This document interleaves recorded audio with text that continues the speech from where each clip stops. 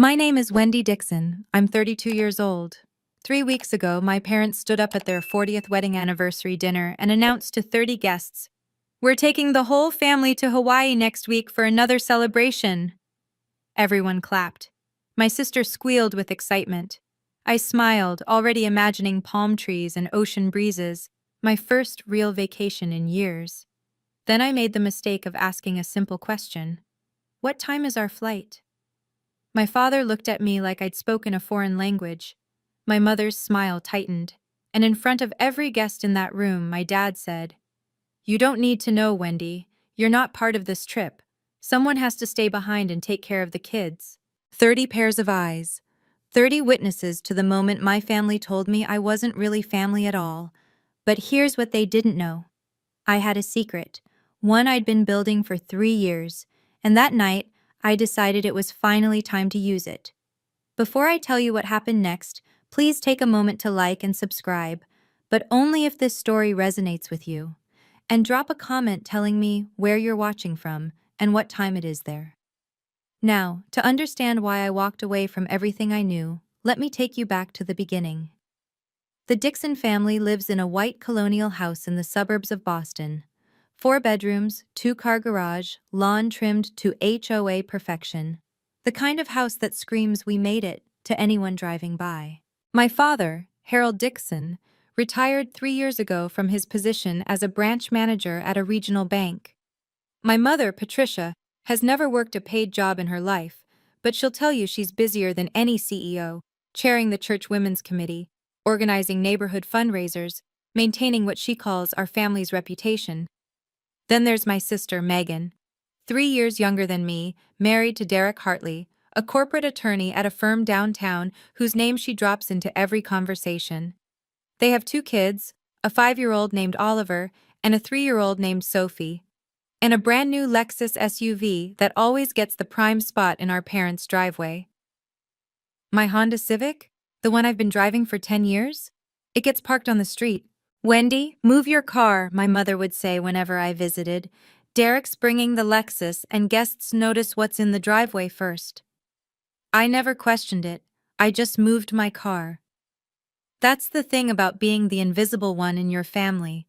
You stop noticing all the small ways they've already decided you don't matter.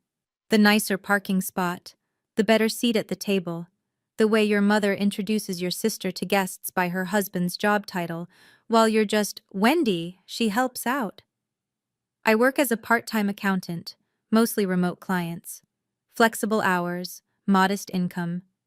Nothing impressive by Dixon family standards. But I never told them about the other thing I do.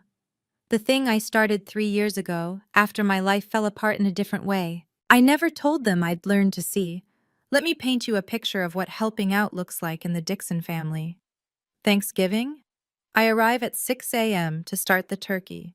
I set the table with my mother's Wedgwood china, the set I'm not allowed to use, only to wash. I arrange the flowers, polish the silver, coordinate the timing of 7 side dishes. Megan arrives at noon in a cashmere sweater, kisses everyone hello, and sits down to be served. Christmas? Same routine. Plus wrapping all the presents my mother bought, because her arthritis is acting up. Funny how her arthritis never stops her from playing bridge 3 times a week. Birthday parties for my niece and nephew? I'm the entertainment coordinator, the cleanup crew, and the backup babysitter all in one. Last year, I spent 8 hours running Oliver's dinosaur-themed party, while Megan got a manicure because she needed a break. The one time I asked if maybe, just maybe, I could skip a family event because I had a deadline for a client, my mother's voice went cold. Family comes first, Wendy. We all make sacrifices. Except I'm the only one who ever seems to make them. The breaking point comes in small moments, like the year I got my Christmas gift, a kitchen apron that said "World's Best Aunt" in glittery letters. Megan gave it to me. She smiled like she'd done something thoughtful. I wore it. I wore it every single time I came over to cook, clean, and babysit. Do you want to know when I realized the truth? It hit me one random Tuesday evening while I was scrubbing my mother's Le Creuset pot after yet another family dinner. I couldn't remember the last time anyone had invited me somewhere without expecting me to work. 3 years ago, my life fell apart. I'd been dating a man named Kevin for 4 years. We talked about marriage, about kids, about a future. Then one evening, he sat me down and said the words I'll never forget. I love you, Wendy, but I don't think I'm in love with you anymore. You're just there. You're always just there. Always just there, like furniture, like wallpaper. After he left, I wandered into a pawn shop downtown. I don't know why. Maybe I was looking for something to fill the hole. That's when I saw it. A Canon DSLR camera, used but well maintained, tagged at $180. I bought it with money I should have saved. I told no one. That camera became my secret. I started photographing things most people ignore: elderly women at bus stops, the tired faces of overnight janitors, the calloused hands of a street vendor. People who society looks right through, the same way my family looks right through me. I called the series Invisible Women. I created an anonymous Instagram account. No face, no real name, just the photos. Over 3 years, I gathered 12,000 followers, people who saw what I saw, people who understood. I kept the camera wrapped in an old cashmere scarf at the back of my closet. It was the only thing I ever kept for myself. 3 weeks before my parents' anniversary party, I got an email that I almost deleted as spam. It was from a gallery in Monterey, California, Coastal Light Gallery, asking if I'd be interested in discussing my work. I stared at that email for 20 minutes before I realized my hands were shaking. But I didn't reply. Not yet. Because good things didn't happen to people like me. There's one person in my family who actually sees me. Her name is Ruth, and she's my mother's younger sister. Aunt Ruth is what my mother calls the family disappointment. She never married. She followed her passion for ceramics instead of getting a real job. 20 years ago, she moved to Carmel by the Sea to open a small cafe with a pottery studio in the back. My mother hasn't forgiven her since.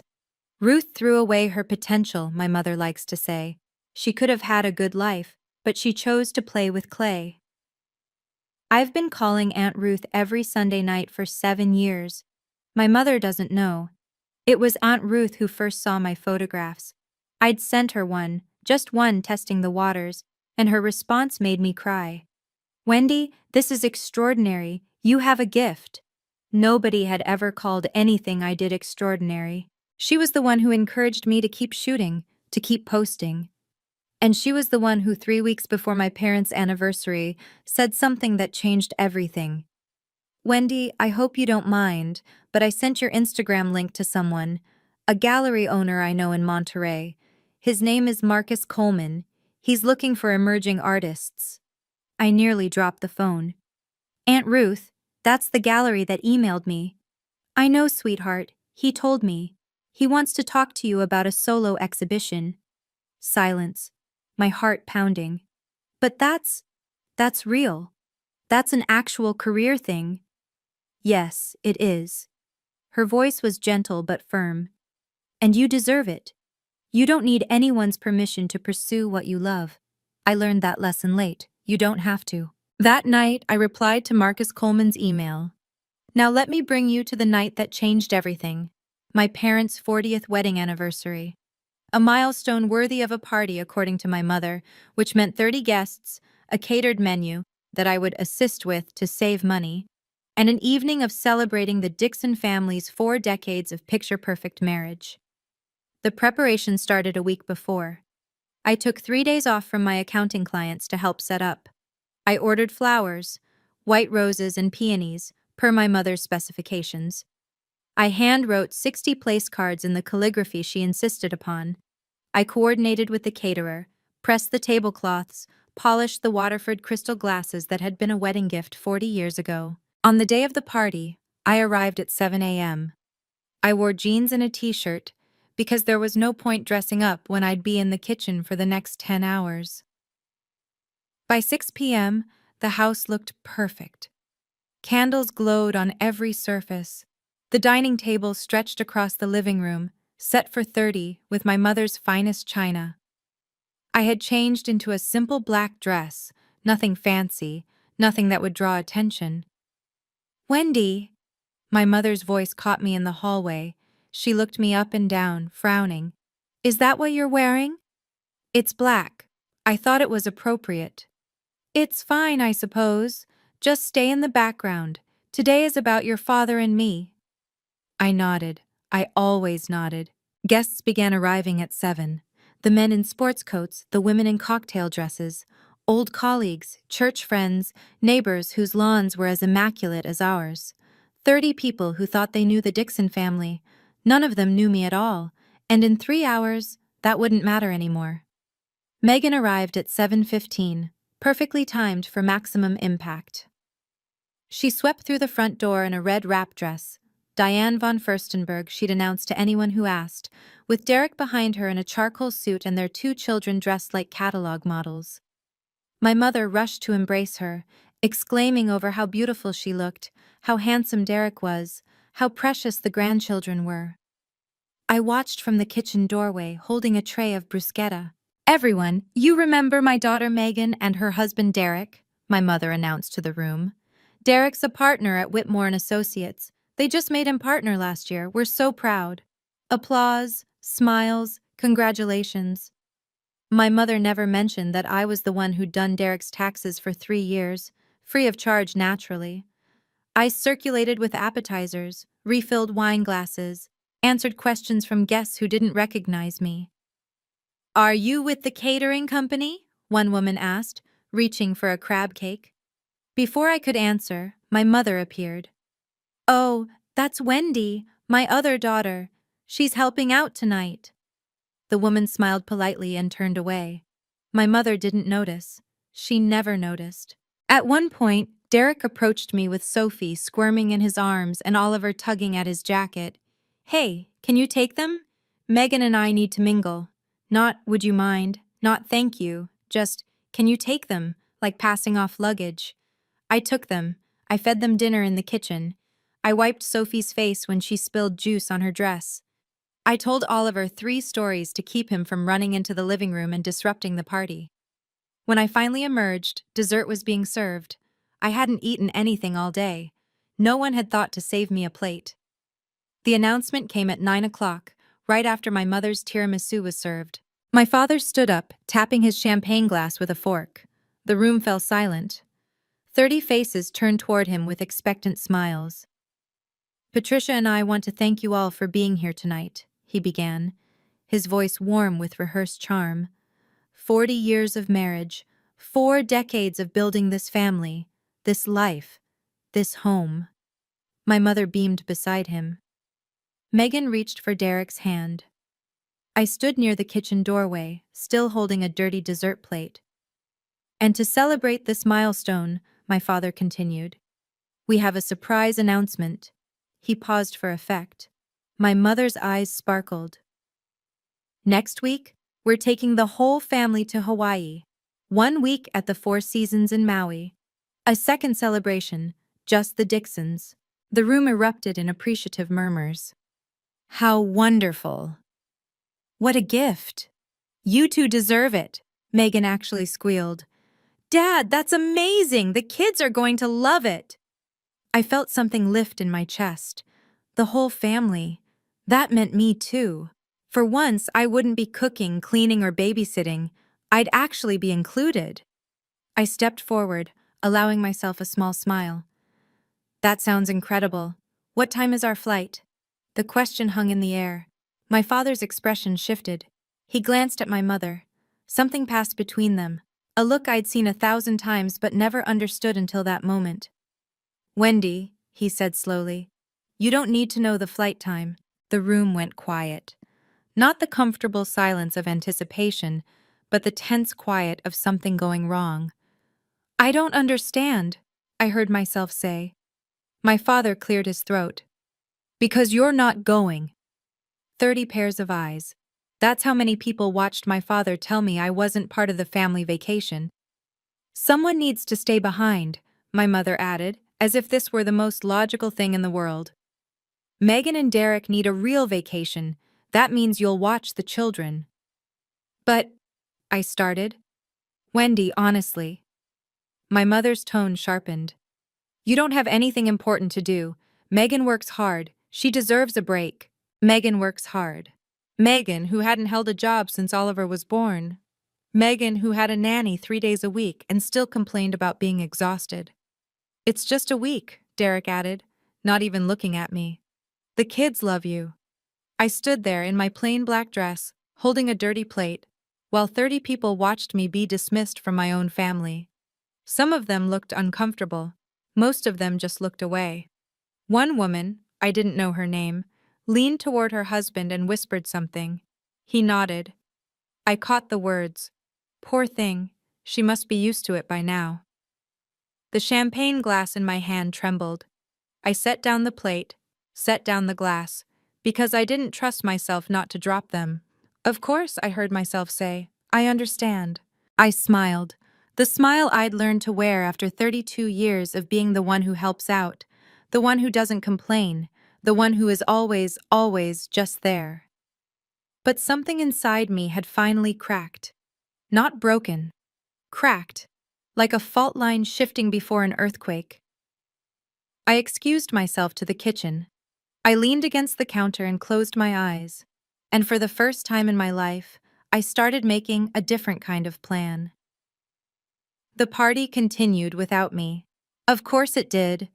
I stayed in the kitchen, mechanically washing dishes, while laughter and conversation drifted in from the living room. At some point, Megan appeared, her red dress swishing against the doorframe.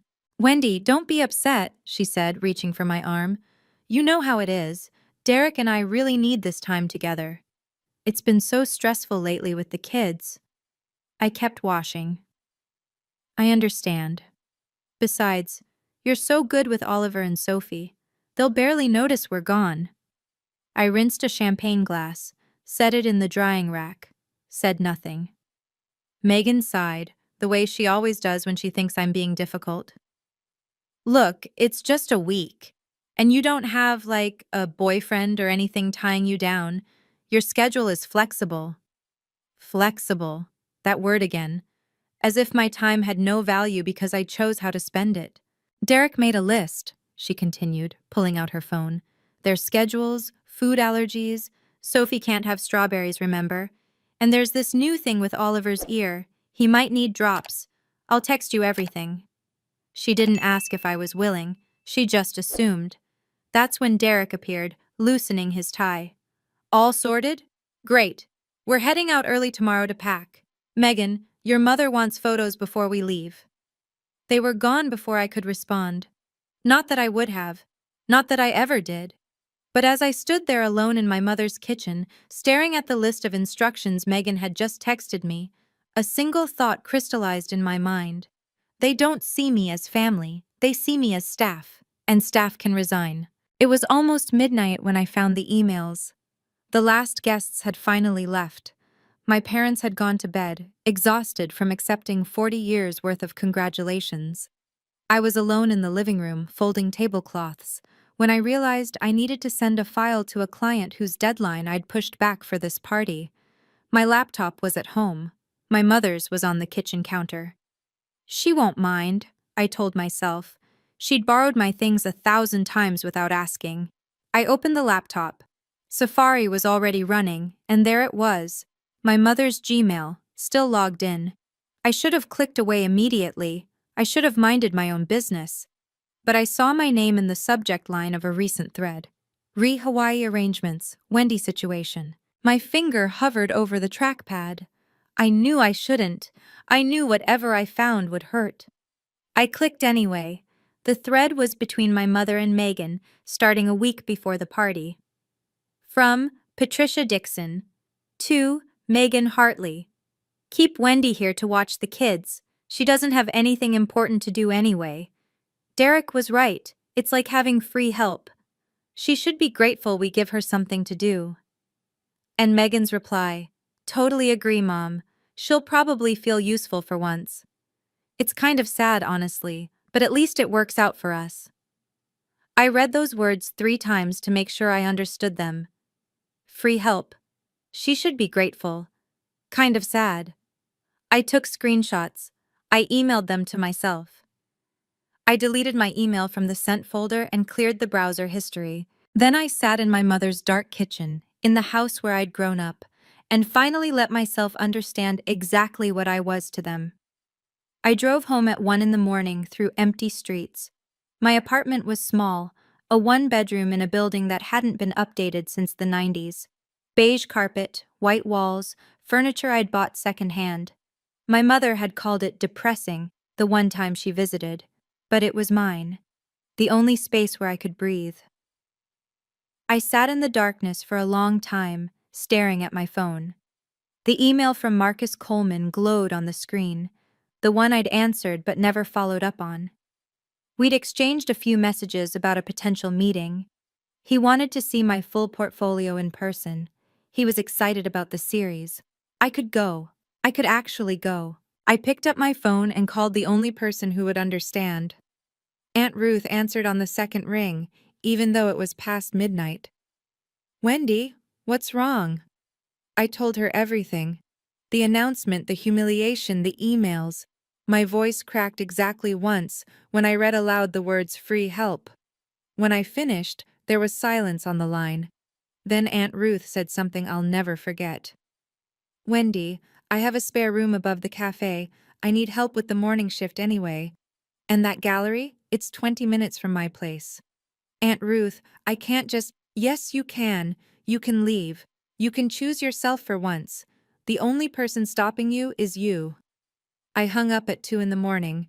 By 6, I'd started packing. 3 suitcases. My camera equipment, my laptop, the cashmere scarf that had wrapped my Canon for 3 years. I left behind the world's best aunt apron. For the first time in 32 years, I was choosing myself. If you've made it this far, I want to ask you something. Have you ever had to choose between your family and yourself? Have you ever stood at a crossroads where staying meant losing who you were? Tell me in the comments, what would you do? Would you stay and endure it, or would you leave? And if this story matters to you, please hit that like button. Now let me tell you what happened when I told them I was leaving. 2 days before my family's Hawaii trip, I drove to my parents' house one last time. My mother was in the living room, coordinating outfits for the vacation. Megan sat on the couch, scrolling through resort reviews. Derek was somewhere upstairs, probably on a work call. My father was reading the paper in his armchair, the way he always did, present in body, absent in attention. "I need to tell you something," I said from the doorway. My mother barely looked up. "If it's about the children's schedule, Megan already sent it to you." "It's not about that." I steadied my voice. "I'm not watching the kids. I won't be available." That got their attention. Megan's head snapped up. My mother's hands froze over a pile of sundresses. "What do you mean, not available?" my mother asked. "I have a work opportunity in California. I'm leaving tomorrow." "California?" My father lowered his newspaper. "What kind of work opportunity?" "It's professional. Something I've been working toward." I didn't owe them the details. I didn't owe them anything. Megan's face twisted. "Wendy, you can't be serious. I'm counting on you. We all planned around this." "You planned around me without asking me," I said quietly. "I'm not canceling my life because you assumed I didn't have one." The silence was deafening. Then my mother stood up, her voice cold as January. "This is incredibly selfish, Wendy. Megan needs your help. Family comes first." "Family comes first," I repeated, "except when it comes to inviting me to Hawaii." Her mouth opened, then closed. For once, Patricia Dixon had nothing to say. My father cleared his throat. "If you leave, don't expect us to welcome you back with open arms." "I understand," I said, and for the first time, I meant it. The next 24 hours were a masterclass in emotional manipulation. My mother called 6 times. Each voicemail was more dramatic than the last. "You're tearing this family apart, Wendy. I hope you can live with that. Your father is devastated. He barely ate dinner." Megan cried all evening.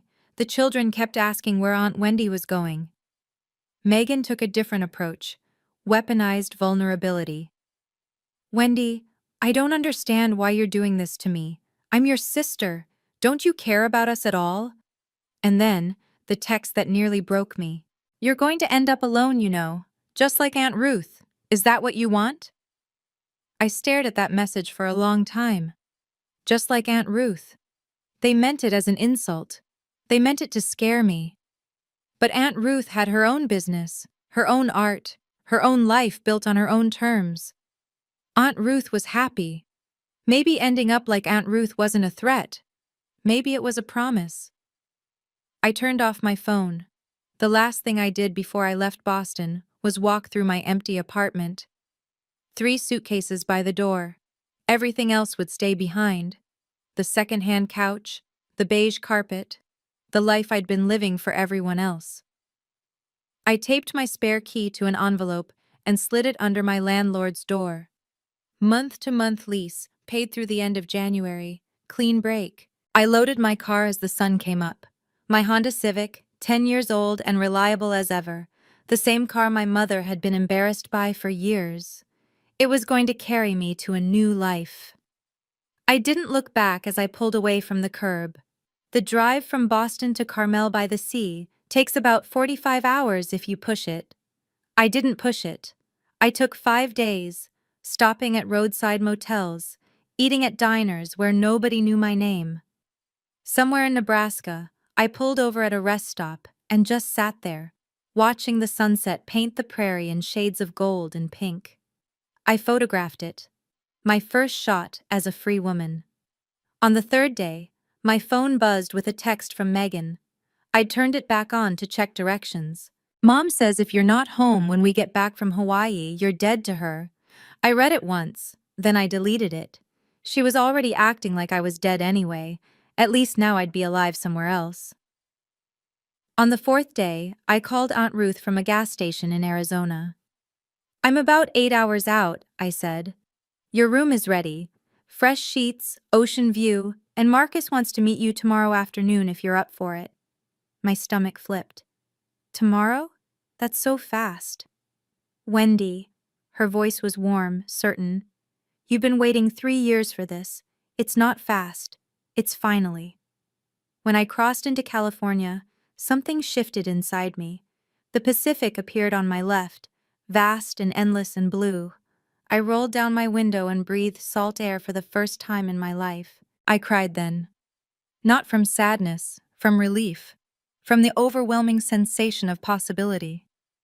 At 7 p.m. on the 5th day, I pulled into the driveway of the Ceramic Cup, Aunt Ruth's Cafe and Pottery Studio in Carmel by the Sea. She was waiting on the porch, arms open. "Welcome home," she said, and for the first time in 32 years, somewhere actually felt like it. Carmel by the Sea is the kind of place that doesn't feel real at first. Cottages with storybook rooftops, art galleries on every corner, ocean mist rolling through cypress trees. The whole town felt like a painting someone had dreamed into existence. Aunt Ruth's Cafe sat on a quiet street 2 blocks from the beach. The Ceramic Cup, hand-lettered sign, blue shutters, window boxes overflowing with lavender. The pottery studio occupied the back half of the building, where she taught classes and sold her work to tourists who wandered in for coffee. My room was upstairs, small but bright. A bed with a white quilt, a desk by the window, and a view of the Pacific that made my chest ache with something I couldn't name. "You'll work the morning shift," Aunt Ruth explained over dinner that first night. 6 to noon. After that, your time is yours. "I don't know how to thank you for this." She waved her hand. "Don't thank me, just build something. That's payment enough." The next morning, I woke before dawn. I tied on an apron, not the world's best aunt one I'd left behind, just a simple canvas apron with the Ceramic Cup embroidered in blue thread, and learned how to make pour-over coffee. Customers came and went. locals who knew Ruth by name, tourists charmed by the homemade scones. I took orders, wiped tables, chatted with strangers who had no idea I'd run away from my entire life 5 days ago. By noon, I'd made $37 in tips. I'd smiled more than I had in months. And at 2 o'clock, I had an appointment at Coastal Light Gallery. I showered, changed into the nicest dress I owned, and walked 3 blocks to meet the man who might change everything.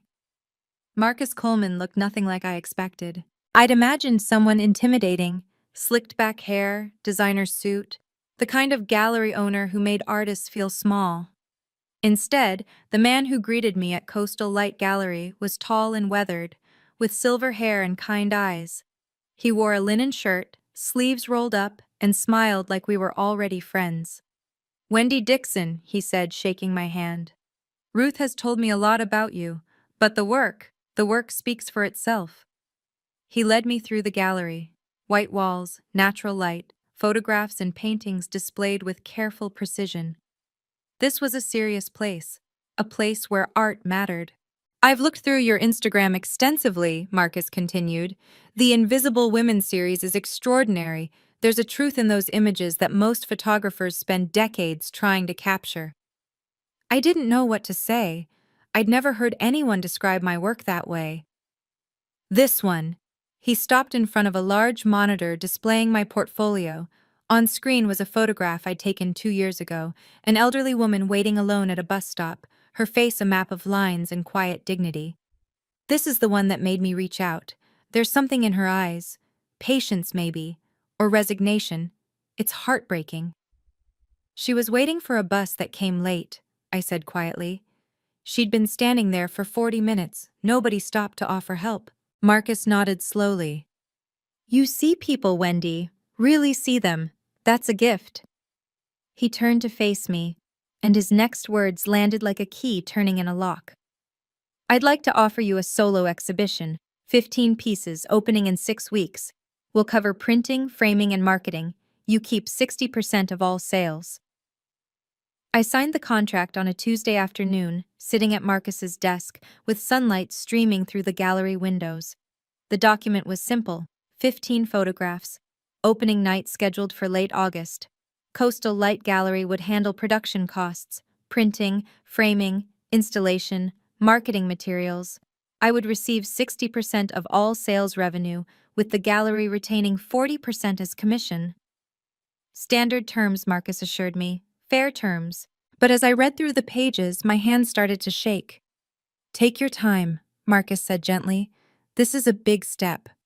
It wasn't the business terms that overwhelmed me. It was seeing my name printed in official type. Artist, Wendy Dixon. A legal document recognizing that my work had value, that I had value.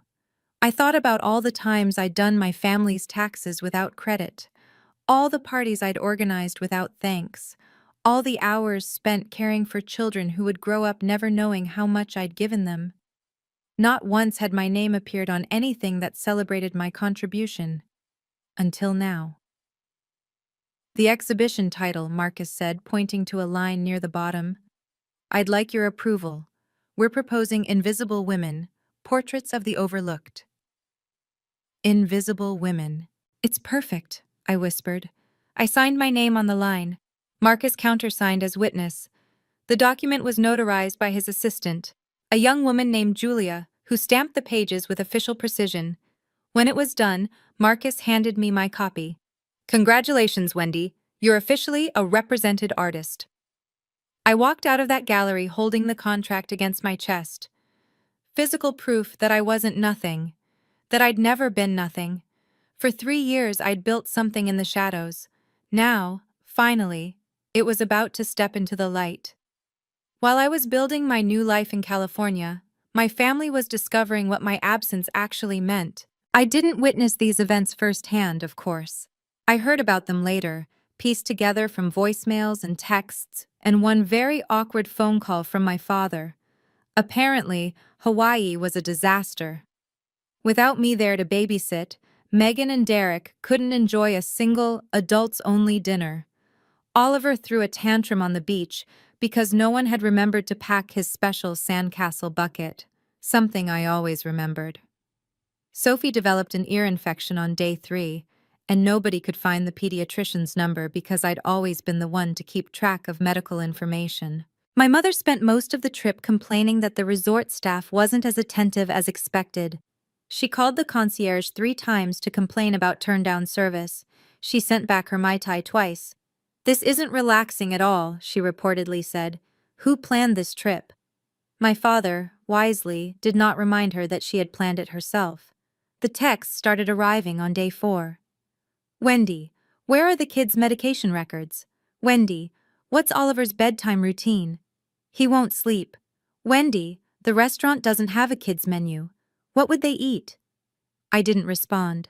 I was too busy printing proofs at a photography lab in Monterey, selecting frames, and meeting with a journalist from Carmel magazine who wanted to interview me. But here's the thing about absence. It teaches people what they've been taking for granted. On day 6 of their Hawaiian vacation, Megan did something she'd never done before. She searched my name on Google, and for the first time, she found something other than a blank page. 6 weeks later, I stood in the center of Coastal Light Gallery and couldn't quite believe it was real. 15 of my photographs hung on the walls, each one printed large and framed in simple black. The gallery glowed with soft light. A string quartet played in the corner. Marcus's idea, not mine.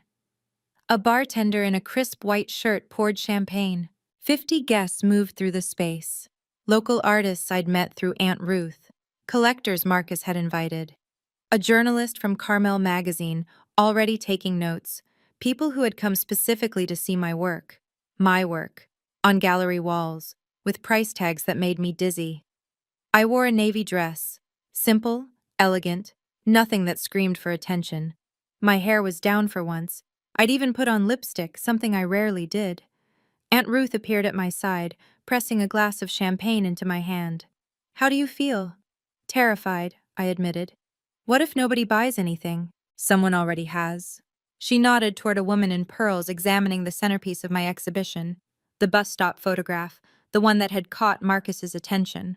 A small red dot had appeared on the wall placard beside it. "That's Mrs. Pemberton. She owns half the art in Monterey County. She just bought that piece for $3,000. $3,000. For something I'd created.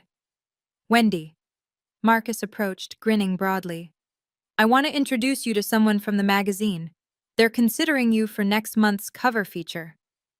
Cover feature. Magazine cover. My face, my name, my story, all in print. I was halfway through that introduction when the gallery door opened and my world tilted on its axis. Megan and Derek walked in, still sunburned from Hawaii. They looked completely out of place. Megan wore a floral sundress more suited to a beach brunch than an art opening.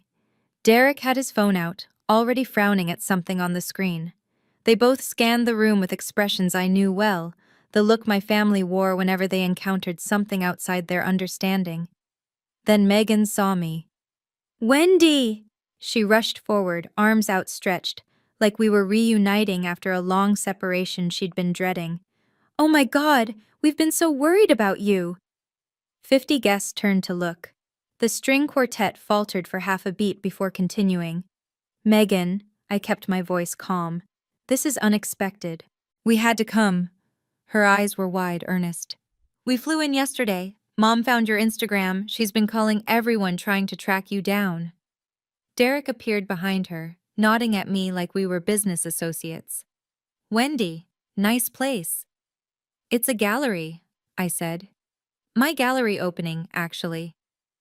Megan blinked, taking in the photographs on the walls for the first time, taking in the guests, the champagne, the price tags. "You did all this?" Her voice was genuinely confused. "Since when do you do this?" "Since 3 years ago. You never asked what I did in my free time." Aunt Ruth materialized at my elbow, a quiet wall of support. Across the room, Marcus was watching carefully, ready to intervene if needed. Megan leaned closer, lowering her voice. "Wendy, I have news. I'm pregnant again. Number 3. And I really need you to come home. Derek's work is crazy right now. Mom's not helpful with the kids. I need you. There it was. Not an apology, not congratulations on the exhibition, just need. Always, always their need. The words hung in the air between us. I need you. How many times had I heard that phrase? How many times had I dropped everything, rearranged my life, made myself small enough to fit into the space they'd carved out for me? Megan, I said quietly, I'm in the middle of my opening night. I know, and this is lovely, really. She waved her hand at my life's work like it was a cute hobby. But we can talk about that later. Right now, I need to know when you're coming back. She's not coming back. Aunt Ruth's voice cut through like a blade. She lives here now. Derek stepped forward, irritation flickering across his face. With all due respect, Ruth, this is family business. Family business? Aunt Ruth laughed. A short, sharp sound. You mean the family that uninvited her from vacation and called her free help in emails she wasn't supposed to see? Megan went pale. Around us, guests had stopped pretending not to listen. The journalist from Carmel magazine. I noticed her pen moving rapidly across her notepad. That's not... We didn't mean it like that, Megan stammered. How exactly did you mean it? This came from Mrs. Pemberton, the collector who'd just purchased my photograph. She stood nearby, champagne in hand, watching the scene unfold with undisguised interest. I'm sorry, Derek said tightly. Who are you? Someone who just paid $3,000 for that young woman's art. Mrs. Pemberton nodded toward my bus stop photograph. And someone who's very curious why her family seems to think she should abandon her career to be a babysitter. The temperature in the room dropped 10 degrees. Megan looked at me, desperation in her eyes. Wendy, please, let's talk privately. Let me pause here for a second. If your family showed up at the most important night of your life, not to celebrate, but to drag you back to a life where you didn't exist, what would you say? Tell me in the comments. I really want to know. And if you want to hear what happened next, make sure you're subscribed so you don't miss anything. Now, let me tell you what I said. I didn't retreat to a corner. For 32 years, I had made myself small. I had whispered, accommodated, disappeared. Not tonight. I stepped forward into the center of my own exhibition and spoke clearly enough for everyone to hear. Megan, I understand that you're pregnant. Congratulations, genuinely. But I won't be coming back to Boston to be your childcare. Wendy, I'm not finished. My voice didn't waver. You can hire a nanny. You can hire two. Derek makes enough at Whitmore and Associates, and you've never had trouble spending money before. What you can't do is hire me, because I was never paid. Megan's mouth opened, then closed. Around us, I could feel the gallery guests leaning in. This isn't a hobby, I continued, gesturing to the walls. This is my work. I've been building this for 3 years while everyone in our family assumed I had nothing important to do. And just so we're clear, I pointed to the photograph Mrs. Pemberton had purchased. That piece just sold for $3,000. Tonight, I've sold 4 pieces totaling $8,000. My work has value. I have value. And I will not throw that away to go back to being free help. Silence. Absolute silence. Derek coughed uncomfortably. Megan's eyes were filling with tears, real ones this time, I thought, not the performative kind. Then Marcus started to clap. Aunt Ruth joined him. Mrs. Pemberton raised her champagne glass in a silent toast. One by one, the other guests followed. Applause rippled through the gallery. Not for my photographs, for me. For the moment I finally stood up and said enough. I didn't smile triumphantly. I didn't gloat. I simply looked at my sister and said, I hope your pregnancy goes well. I truly do. Then I turned and walked away. The gallery door opened again 20 minutes later. I was in the middle of a conversation with the Carmel magazine journalist when I saw them. My parents, standing in the entrance like they'd materialized from a nightmare. My mother wore her Burberry trench coat, the one she saved for important occasions. My father stood behind her in a blazer, looking uncomfortable and out of place. They scanned the room until their eyes found me. Patricia Dixon walked through my gallery like she owned it. Wendy. Her voice carried the same tone she'd used when I was 8 and had tracked mud onto her clean floors. We need to talk. The journalist raised an eyebrow. I excused myself and moved to intercept my parents before they could cause more of a scene. You came all this way, I said evenly. Of course we did. You disappeared. You left your family when we needed you most. My mother's voice trembled with righteous indignation. And now I find you here, playing artist, while your sister is pregnant and struggling. Megan is pregnant and wealthy, I corrected. She's not struggling. She's inconvenienced. Don't be cruel, Wendy. This isn't you. You're right. I took a breath. It isn't the me you wanted, the me that you could count on to do whatever you asked. But that Wendy was never seen, Mom. She was just used. My father cleared his throat. Wendy, your mother is trying to say. I know what she's trying to say, Dad. I've heard it my whole life. Family comes first. Make sacrifices. Don't be selfish. I met his eyes. But I wasn't part of the family trip to Hawaii, remember? So, which is it? Am I family or aren't I? Neither of them had an answer. My mother recovered first. Hawaii was one trip, she said dismissively. You're blowing this out of proportion. Someone had to stay with the children. Someone, I repeated. Why me? Why always me? Because you have the time. You don't have a husband, you don't have children of your own. What else would you be doing? I'd wondered if I would ever use those screenshots. Part of me had hoped I'd never have to. But standing there, in my gallery, surrounded by my work and my witnesses, I realized that some truths need to be spoken aloud. I pulled out my phone. Let me read you something, I said, my voice steady. This is an email you sent to Megan before the anniversary party. My mother's face went white. Keep Wendy here to watch the kids. She doesn't have anything important to do anyway. It's like having free help. She should be grateful we give her something to do. The gallery had gone silent again. I could feel every eye on us. And Megan replied, I continued. She'll probably feel useful for once. It's kind of sad. Megan, standing a few feet away, looked like she wanted the floor to swallow her. Wendy, my father started, where did you— It doesn't matter where I found it. What matters is that you wrote it. I lowered my phone. I'm not reading this to embarrass anyone. I'm reading it so you understand why I left. You didn't see me as family. You saw me as staff, and staff has the right to quit. My mother's mouth opened, opened again. For the first time in my life, Patricia Dixon was speechless. The journalist from Carmel magazine was still writing. It was Derek who broke first. This is ridiculous, he snapped, stepping forward. Wendy, you're making a scene over nothing, so your family asked you to babysit. Big deal. That's what families do. Not everyone gets to run off and pretend to be an artist. Pretend? Mrs. Pemberton's voice cut through the room like ice. I just spent $3,000 on her work. I don't pay that kind of money for pretend. Derek turned, his corporate composure cracking. With respect, ma'am, you don't know this family. This is between us. Actually, I know exactly what I need to know. Mrs. Pemberton set down her champagne glass.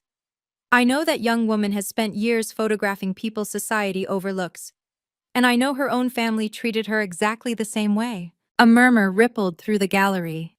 Guests were openly staring now, the kind of attention my mother had always craved, but not like this. Never like this. My mother tried to salvage the situation. This is a misunderstanding. Family jokes are being taken out of context. A joke? Another voice, a woman in her 60s with silver hair and a kind face. I'd sold her a photograph earlier that evening. Telling your daughter she has nothing important to do? Calling her free help? What's funny about that? More murmurs. More judgment. The social capital my mother had spent decades accumulating was evaporating in real time. I think, Aunt Ruth said gently, it might be time for you to leave. My mother's face flushed scarlet. My father took her arm. Megan was crying now. Real, humiliated tears. Derek stood frozen, finally understanding that his courtroom tactics meant nothing here. "Wendy," my mother said, her voice shaking, "you'll regret this." "No," I said quietly. "I really won't." My mother left first. She turned on her heel without another word, pulling my father behind her. The gallery door closed with a soft click that somehow echoed louder than a slam. Megan lingered, mascara smudged, arms wrapped around herself like a child caught misbehaving. "Wendy," her voice cracked, "I didn't know you felt this way. I thought you liked helping." "No, you didn't," I said, not unkindly. "You didn't think about it at all. None of you did." Derek put a hand on Megan's shoulder. For once, he said nothing. Maybe he'd finally run out of arguments. "I hope your pregnancy is healthy," I added. "I hope your kids are happy. But I won't be their live-in aunt anymore. If you want to be in my life, it has to be different. It has to be equal." Megan nodded, tears streaming. "I understand." I wasn't sure she did. But it wasn't my job to make her understand anymore. They left through the same door our parents had used. The gallery let out a collective breath. Aunt Ruth appeared beside me, wrapping an arm around my shoulders. "You okay?" "I think so." I let out a shaky laugh. "I just told off my entire family in public, at my own art show." "You did, and you were magnificent." Marcus approached, pressing a fresh glass of champagne into my hand. "For what it's worth, I've been doing this for 20 years, never seen an opening night quite like this one." "Is that good or bad?" He smiled. "Let's just say everyone here is going to remember your name, and that, Wendy Dixon, is exactly what an artist needs." I looked around at my photographs, my gallery, my new life. For once, I didn't feel invisible. By the time the gallery closed that night, I had sold 8 of 15 photographs. 8 pieces, $14,000 in total sales. 8,400 would go to me. 60%, just like the contract promised. Marcus handed me the printout of the evening's transactions as the last guest filtered out. Not bad for an opening night, especially one with unexpected family drama. I stared at the numbers. $8,400. More than I'd made in 3 months of part-time accounting work. "Mrs. Pemberton wants to commission a piece," Marcus continued. "She has a vacation home in Big Sur, wants you to photograph the coastline." "A commission?" "Private collectors often work that way. She liked your eye. She wants to see what you do with her landscape." He handed me a business card. "Her assistant's contact. Call them next week." I tucked the card carefully into my clutch, next to my copy of the gallery contract. "And the magazine interview," Marcus added. "Susan said she has enough material for a feature. They're considering you for next month's cover." Cover? Of an actual magazine, with my name and my face and my story. Aunt Ruth helped me carry the unsold photographs back to my room above the cafe that night. 7 pieces, still waiting for the right buyers. But 7 was better than 15. 7 meant people had seen value in what I created. I set the check on my desk, the first check I'd ever received for my art, and photographed it. Not to post anywhere, just to remember. Payable to Wendy Dixon. $8,400. Proof. Physical proof that I wasn't nothing, that I'd never been nothing at all. 2 months later, my new life had a rhythm. I woke at 5, watched the sun rise over the Pacific from my window, and opened the ceramic cup by 6. Morning shift until noon, pouring coffee, chatting with regulars, learning the names of locals who now recognized me as Ruth's niece, the photographer. Afternoons belonged to my work. I'd rented a small studio space 3 blocks from the cafe, just big enough for my editing equipment and a printing station. The gallery exhibition had closed, but Marcus had already scheduled another show for spring. This time, a series called Boundaries, photographs of edges, thresholds, the spaces between belonging and being alone. It felt right. The magazine article came out in October. My face on the cover of Carmel magazine, next to the headline, "The Artist Who Learned to See Herself." The article told my story, edited, of course, with names changed to protect the innocent and the guilty alike. But the truth was there. The invisibility, the breaking point, the choice. People reached out. Women who'd been the family helper, the reliable one, the one everyone forgot to thank. Their messages filled my inbox like a chorus of recognition. I thought I was the only one. "You gave me permission to leave. Thank you for showing me it's possible." My family reached out too, eventually. Megan texted after the baby was born. A girl named Charlotte. She sent a photo, I sent congratulations and a gift card, nothing more. My mother called once, I didn't answer. She left a voicemail asking if I'd gotten this out of my system yet. I deleted it. But my father surprised me. His email arrived on a Tuesday evening, 3 sentences long. "Wendy, I saw the magazine. I'm proud of you." That one I kept. Today, I'm sitting in my studio looking out at the Pacific. The Canon camera I bought from that pawn shop still sits on my shelf, older now, battered, but still working. Next to it sits a newer model, one I purchased with money I earned from my art. Both cameras matter. One reminded me to see, the other proves that people saw me back. My second exhibition opens next month. Boundaries. 15 new photographs, each one exploring the edges of connection, where family ends and self begins, where obligation crosses into exploitation, where love becomes something else entirely. I think it might be my best work yet. Aunt Ruth stops by every morning with coffee and commentary. Marcus checks in weekly with updates about collectors and opportunities. The ceramic cup regulars have started requesting the photographer's table by the window, where I sometimes edit photos between customers. I'm not rich, I'm not famous, but I'm seen, and that's enough. As for my family, we exist in a new configuration now. Christmas cards, birthday texts, the occasional update about the children. Civil, distant, healthier than before. I haven't been back to Boston. Maybe someday I will. But only as a visitor, never as the help. The other day I was going through old photographs and found one I'd taken years ago. A self-portrait, shot in the mirror of my Boston apartment, back when I was still invisible. The woman in that photo looked tired, defeated, like she was waiting for permission to exist. I deleted it. That woman is gone now. In her place is someone who takes up space, who creates beautiful things, who says no when she means no, and yes only when she chooses. Someone who finally let herself be seen. That's the real story. Not revenge, not triumph, just freedom. From a psychological perspective, Wendy's story illustrates something called parentification. When a child, often the eldest, takes on adult responsibilities without recognition or reciprocity.